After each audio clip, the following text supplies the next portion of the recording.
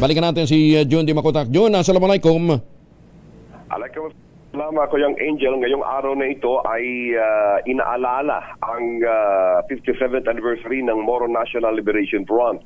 At ang araw na ito ay isa ring pag-alaala sa naganap na Jabida Massacre, na kung saan ay ilang mga kalalakihang tausug ang sinanay sa isla ng Bataan, at nung malaman nilang sila pala ay ilalaban sa para mabawi yung Sabah nung panahon ni Marcos, sila ay hindi pumayag at ayon sa istorya, sila ay minasaker. At ito rin yung araw kung saan umaklas pinanganak ang Moro National Liberation Front, na kung saan ngayon ay pinamunuan na ito ng dating mayor ng Cotabato City na si Muslimin Sema Kuyang Angel. At sa kanyang pakipagpulong kagabi kay Secretary Galvez dito sa Cotabato City, napag-usapan ang dapat pang mga gagawin na mga na mai-impose na naaayon dun sa MNLF peace pact with the government, at ngayon ay kasama ang MNLF na pinaglalaban din ng MILF na para lang may sakatuparan itong mga nasa usapang pangkapayapaan ko yung Angel. Jun, nasa linya na natin si Chairman Sema. Muslimin Sema ko yung Angel na sinisikat matawagan. Okay na, nasa linya na natin si Chairman. Chairman Mus, assalamualaikum. Waalaikumsalam, John D. Opo, kumusta na ho kayo? Mabuti naman po. Ayan, alam ho ninyo, kami nagpapasalamat sa ating mga miyembro ng MN, ng MI, at mga iba pang grupo ho ng iba pang grupo ng ating mga kapatid na Muslim, regardless of the clan. Ang tahimik ngayon ng Mindanao. Siguro may mga kaguluhan nangyayari related to politics, but overall very peaceful ho ang Mindanao, and yan po isang bagay na ipinagpapasalamat ho ng ating mga kababayan dyan, dahil nararamdaman ang pag-usad ng iba't ibang mga probinsya na nasa ilalim po ng Land of Promise. Jun, nasa linya na natin si Chairman. Go ahead. Yes, hello. Yes, good morning. Ano po ang mangyayari at nasa isang taon naman tayo ng pag-alaala ng Jabida Massacre kung saan pinanganak itong MNLF, Chairman Sema? Well, sa aming pakiramdam ay maganda. Simula po ng tinanggap po ng Moro National Liberation Front at kasunod ang pagtanggap ng Moro Islamic Liberation Front sa alok ng pamalahang Pilipinas na magkaroon ng pangkapayapaang pag-uusap, ay umusad po ang ating pangarap na maging mapayapa nga ang ating minamahal na Mindanao. Bunga po ng mahabang taon na pakipag-usap sa kapayapaan simula noong 1976, ay meron po tayong narating.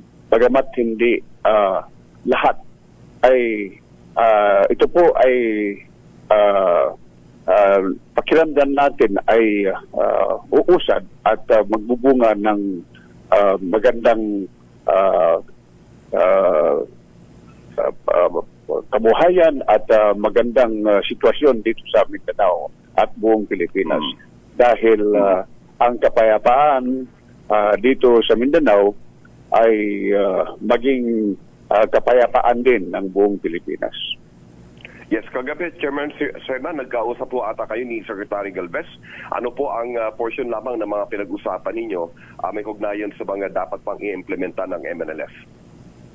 Opo, dahil bago yun ay meron po tayong mga pahayag. Ang Moro National Liberation Front ay nagpahayag po na ang lalo na itong sa huling yugto ng Transition Authority, bunga ng pagkaroon ng convergence on the implementation of the comprehensive agreement on the Bangsamoro na tinanggap po ng Moro National Liberation Front under our leadership na magkaroon ng convergence with the Moro Islamic Liberation Front ay nakikita po natin, naramdaman natin na mayroong pagbabago. Yun pong sa implementasyon ng pagpipili ng mga ating representante sa Bangsamoro Transition Authority sa parlamento ay mukhang hindi po tamang proseso dahil ang dapat po ay yung pong rekomendasyon ng liderato ng Moro National Liberation Front ang siyang pakinggan at tatanggapin upang ilagay sa BTA sa parlamento. Subalit na-obserbahan po natin na ang ating mga listahan na nire-recommenda ay hindi po nasusunod at iba po ang nakukuha. Itong huli ay nagtaka po kami dahil yung nakaupo na miyembro ng parlamento ng Moro National Liberation Front na maganda naman ng performance, maganda ang lahat ng kanilang participation, ay biglang nawala at napalitan po ng isang miyembro na nagmula po sa rekomendasyon ng isang politiko. So, ating kini-question po ang proseso ng pagpili, paglalagay ng mga membro ng parlamento mula sa amin at nabasa po rin natin na meron din pong complain ang Moro Islamic Liberation Front ukol sa proseso ng pagpili ng mga membro ng parlamento na dapat ay nanggagaling sa legitimate recommendations ng organisasyon ng Moro Islamic Liberation Front at ganoon din sa Moro National Liberation Front. Yes, mahaba-habang usapin ito, Chairman Musema, no? At nagpapasalamat kami at kahit papaano yung ma-open nyo ngayong umagang ito.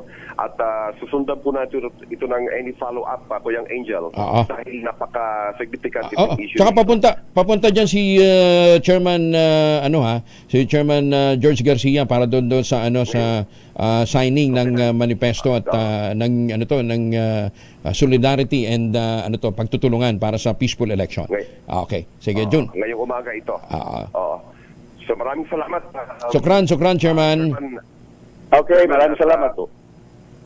Babalikan po namin kayo anytime. Mula dito sa Mindanao, RH19, June Dimacutas, Bisa RH, una sa Pilipinas, una sa Pilipino. Maraming salamat, Jun Dimacutas, Sukran.